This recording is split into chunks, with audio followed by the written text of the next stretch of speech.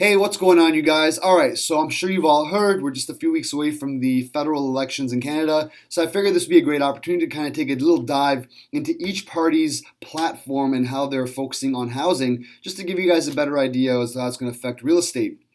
My name is Jacob. I'm the team lead and broker at Asperian and Company. We're a boutique real estate team that specializes primarily in the Durham region. If you've got any questions or comments, please never hesitate to let me know. Now, having said that, let's jump right into it. I pulled up the platforms off of the CBC website, the Maclean's, as well as BNM Bloomberg. They're all fairly similar, but Bloomberg just kind of gave a little bit more of a succinct summary, so I'm going to use this one. But I'm going to link to all three of these in the bio below if you want to read for yourselves. All right, so when we look at housing, Bloc Québécois wants more funding for social and affordable housing in Quebec.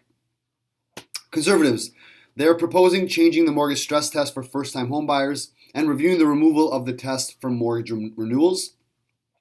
Increasing the amortization periods on insured mortgages to 30 years for first-time buyers. So for those of you guys who don't know, any mortgage you get that you're putting less than 20% down, okay, has to be insured by CMHC. CMHC is the Crown Corporation. It's the Canada Mortgage Housing Corporation. So they actually insure all these mortgages. We call them high ratio mortgages, and you actually pay a fee on top of your mortgage. So if you're putting 15% down, your fee can end up being like 3.5%. So that actually gets added on your mortgage. Okay, so you're just eating up your equity with that. When you do a CMHC mortgage, you cannot do anything that's amortized for more than 25 years. So changing this will allow you to have a little bit more buying power because when you amortize for 30 years, it makes your payments a little bit lower. The Conservatives would like to launch an inquiry into money laundering in real estate, and they would also like to make federal real estate available for housing developments. Okay. All right, Greens would like to legislate housing as a legally protected fundamental human right for all Canadians and permanent residents. Appoint a Minister of Housing to strengthen the national housing strategy so it meets the needs of affordable housing in each province. This is odd. This was surprising to me because I thought we would have had a Minister of Housing. We don't actually have a Minister of Housing in Canada where they're going to kind of review what the federal policies or how the federal policies are going to affect each province. So I think that's pretty important. Eliminate the first-time homebuyer incentive recently implemented by the Liberals. Restore tax incentives for building purpose-built rental housing, and provide tax credit for gifts of lands to community land trusts to provide affordable housing.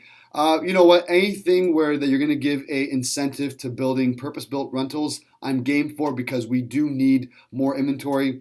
One of the biggest issues when it comes to rentals in any major market is there's just not enough inventory. And the same can be said in Durham region. We don't have nearly enough rentals. Our vacancy rating is super low. So the more incentives builders can get to build, the better. You know, maybe taking off the rent control might help as well, but let's just focus on tax incentives for now.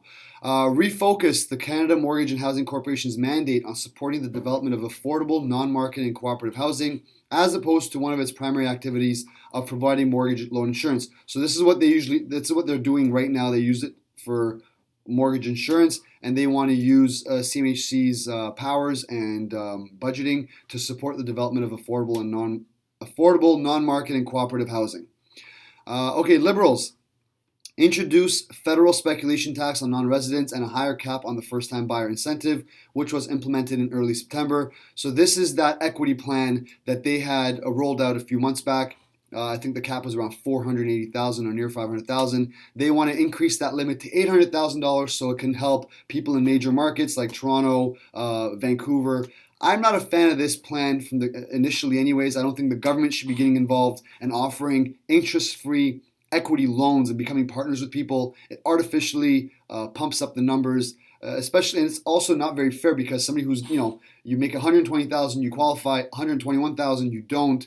So it's going to artificially inflate numbers and help people that really can't afford to buy to purchase a home. I'm not a fan of it. I don't think equity plans should be even something that the government is dealing with, but hey, they want to put a higher cap on it.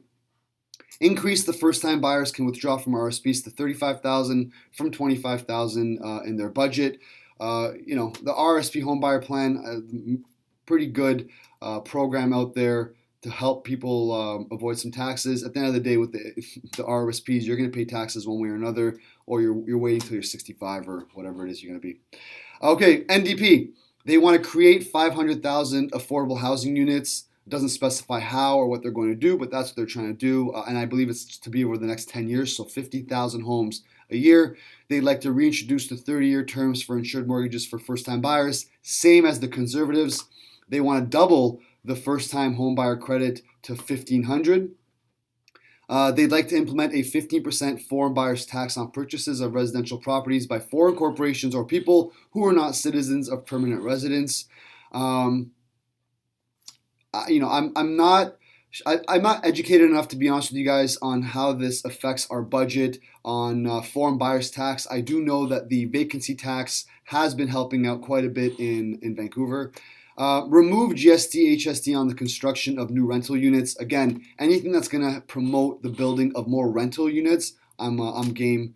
Work with the provinces to create a public beneficial ownership registry to increase transparency about who owns properties in an effort to stop money laundering. So this is actually something that they're going to do right away, as opposed to the Conservative mentioned launching an inquiry into the money laundering. So this is something that they're going to be a little bit more action planned as opposed to just studying.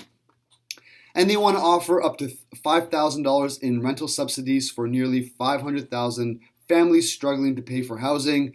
Rental subsidies, rent control, these are topics that I really want to focus on in a video coming up. I'd love to hear what you guys think. Do you believe rental subsidies can help? I think, anything that can help right now, but again, at the end of the day, where is it coming from? What are the limitations? I'd want to know some more about these before I can make a judgment call on it.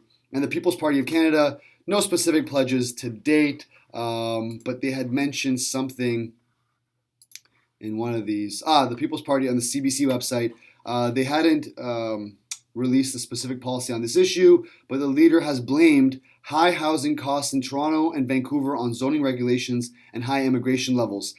Guys, these are world-class cities. Vancouver, Toronto, I don't understand this constant complaining about the housing is getting too expensive. Yes, this is what happens when it's a world-class city and you're going to have a lot of people wanting to move there. High immigration levels, yeah, we have close to 70,000 newly landed immigrants landing in Toronto every single year, and that's a good thing. Property values are not going to increase.